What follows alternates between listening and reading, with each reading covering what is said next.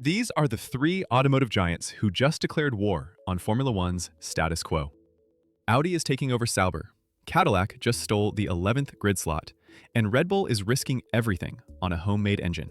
Lando Norris is your 2025 world champion, and McLaren has just secured their second consecutive constructors title.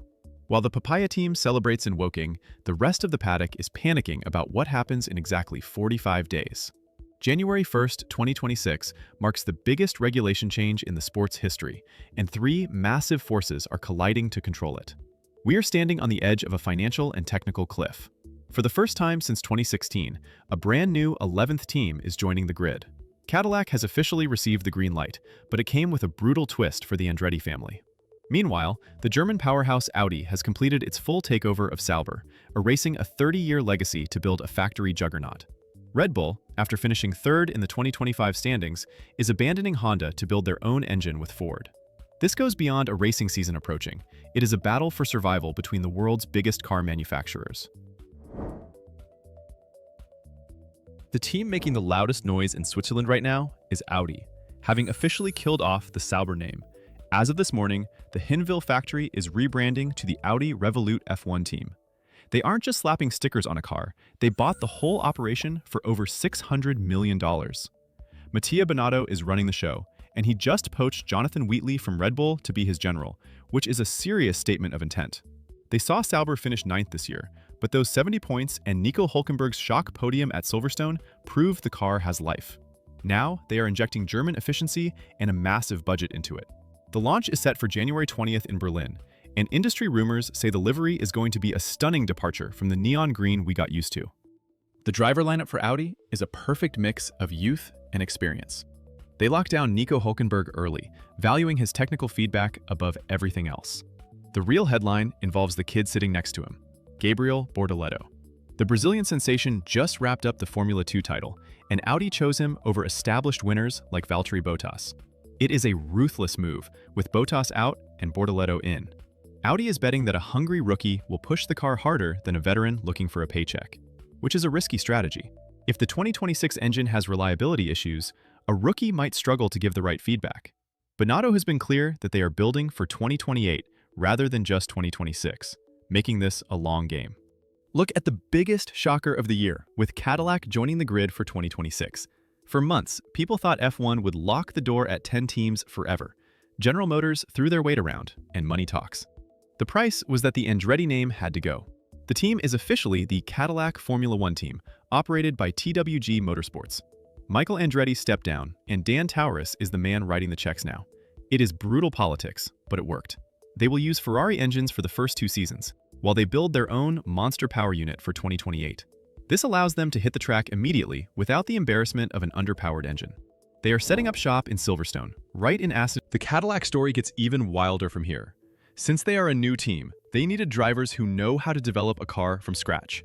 Rumors turned into reality fast, with the selection of Sergio Perez and Valtteri Bottas.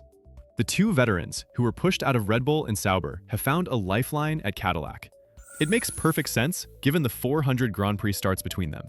Checo brings the sponsorship money and the tire management, while Bottas brings the technical knowledge he learned at Mercedes and Audi.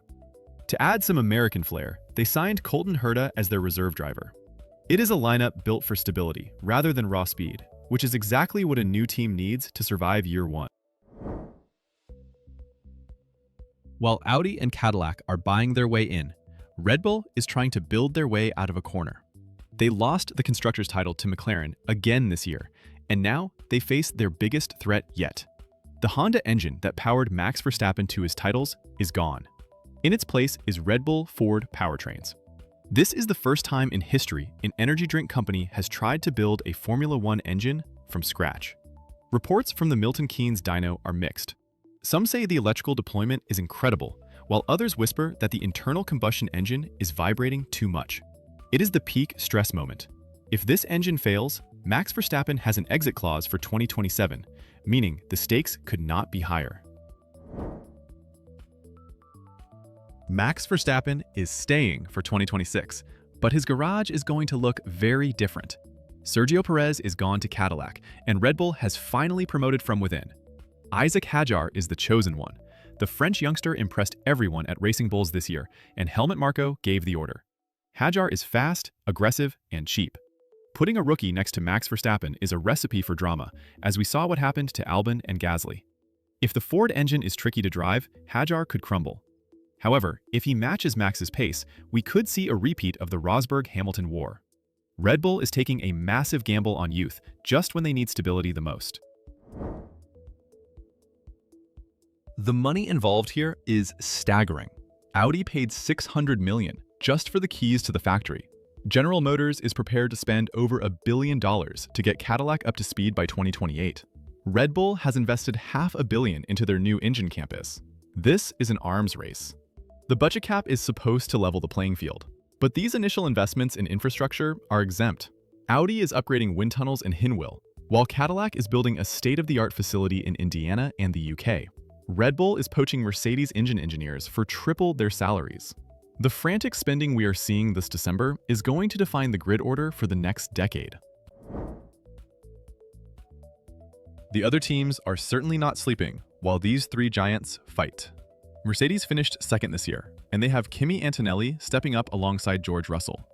That is a lineup purely bred for speed. Ferrari has Lewis Hamilton and Charles Leclerc, a dream team that will finally hit the track in red next month. Williams has solidified their future with Carlos Sainz and Alex Albon, easily the strongest midfield pairing on the grid. Every single team has armed themselves to the teeth. The midfield doesn't exist anymore. In 2026, you either have a factory budget or you are last. The gap between the haves and the have-nots is about to get wider than ever before. For those watching at home, this means the 2026 season opener in Australia is going to be absolute chaos. We have new engines, new aerodynamics, and three distinct philosophies colliding. Audi is bringing corporate precision. Cadillac is bringing American ambition. Red Bull is bringing pure racing arrogance. One of them is going to get this wrong. History tells us that new manufacturers struggle. Toyota, BMW, and Jaguar all failed. If one of them gets it right, they could dethrone McLaren instantly. The power unit regulations put a massive emphasis on electrical efficiency. If Ford or Audi nails the battery deployment, while Ferrari and Mercedes struggle, the grid will flip upside down. We are about to witness the most unpredictable era of Formula One since the turbo hybrid engines arrived in 2014. The cars launch in January, but the war has already started in the boardrooms. If this breakdown was helpful, please like and subscribe for more F1 updates. Tell me in the comments who crashes and burns first between Audi, Cadillac, and Red Bull.